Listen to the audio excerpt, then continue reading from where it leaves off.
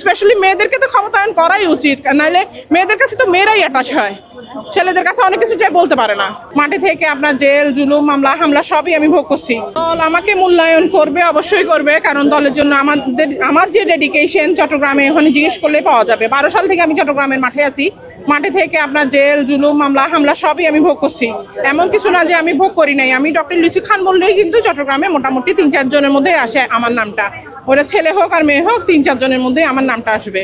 তো দলের জন্য করাতে আমি জেলও খাটছি দলের জন্য। দল থেকে যখন ছেলেরা বিএনপি ছেলেদের দিয়ে চলে যাচ্ছিল 12 সালে, তখন আসি আমি বিএনপিতে বাংলাদেশে এসে জয়েন করছি। এর আগে আমি লন্ডনে বিএনপি করতাম। স্যান্ডেলিনা সো, রূপচর্চায় আভিজাত্য। ইউরোপিয়ান উইমেন বিএনপির সাথে কাজ করছি আমি, ওখানে আমি চিফ ছিলাম। আর এরপরে তো বাংলাদেশে এসে আমি আপনার কাজ করতেছি 12 সাল থেকে। 18 সালে 19 সালে আমি কিন্তু চট্টগ্রাম মেয়র নমিনেশন চাইছি, চট্টগ্রাম মেয়রের জন্য নমিনেশন চাইছি বিএনপি থেকে। তখন আমাকে প্রাইম মিনিস্টার তারেক রহমান সাহেব অনলাইনে আমাদের ইন্টারভিউ হয়, ওখানে বলছিল যে আপনাকে যেহেতু আমাদের এখন প্রতিকূল অবস্থা, আমাদের অবস্থা এখন আমাদের পক্ষে না, মেয়ে হিসেবে আপনি ইলেকশন করতে পারবেন না। যখন আমাদের অবস্থা ভালো হবে দেশে, তখন আপনাকে আমরা মোট কথা আপনার জন্য আমরা করব। তো তখন 19 সালে মনে হয় মেয়র নমিনেশন চাইছিলাম, দেয় নাই।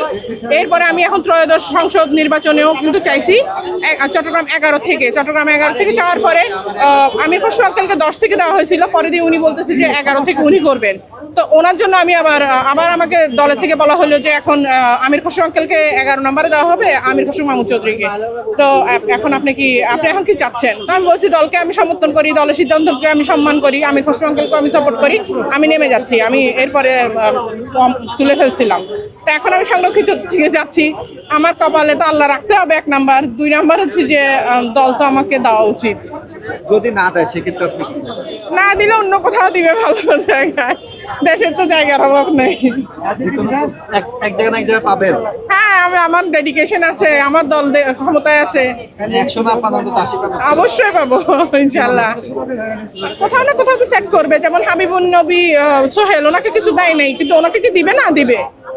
আমি আশাবাদী, আমি নেগেটিভিটিতে বিশ্বাস করি না। আমার এলাকায় আসলে মানুষ খুব গরিব। প্রথমেই আমার বলতে হবে যে দারিদ্রতা দূর করতে হবে। তারেক রহমান সাহেব, পিএম সাহেব বর্তমানে যে উদ্যোগটা নিছে, যে ফ্যামিলি কার্ড, কৃষক কার্ড, এগুলি কিন্তু হেল্প, কৃষকদের জন্য আসলেই হেল্প। এটা হেল্প দরকার, ওদের বীজ কিনতে, ওদের গাছ লাগাইতে, এটা খুব দরকার।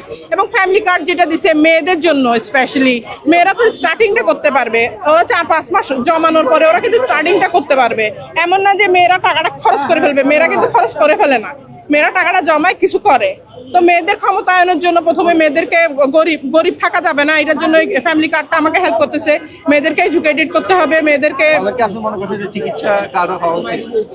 চিকিৎসা কার্ড আসলে বিদেশে কিন্তু এরকমই, হ্যাঁ ঠিক আছে, বিদেশে কিন্তু এরকমই। আমাদের দেশে যেমন দালাল মারফত যাইতে 80 লাখ টাকা, 20 লাখ টাকা, 50 লাখ টাকা, এই যে করোনাকালে 20 লাখ, 25 লাখ, 30 লাখ এগুলি যে বিল করছে, এত বিল কেন করছে? এগুলি বিল কেন করা হবে? এগুলি তো মেশিনও অত দাম না। একটা 30 লাখ টাকা দিয়ে একটা হাসপাতাল দ্বারা করা ফেলতে পারবো। ওনারা একটা পেশেন্ট থেকে নিতেছে। মডার্ন হসপিটাল লাস্ট মান্থ একজন মানুষ মারা গেছে, লাশ বাইর করে ওরা 80 লাখ 90 লাখ টাকা দিয়ে। এদের মধ্যে মনুষ্যত্ব নাই। মনুষ্যত্ব যাদের মধ্যে আছে, যারা মানুষকে দিতে পারে, যারা মানুষের জন্য করতে চায়, তাদেরকে আনা উচিত। এটা ছেলে হোক মেয়ে হোক, স্পেশালি মেয়েদেরকে তো ক্ষমতায়ন করাই উচিত, নাহলে মেয়েদের কাছে তো মেয়েরাই অ্যাটাচ হয়, ছেলেদের কাছে অনেক কিছু চাই বলতে পারে না।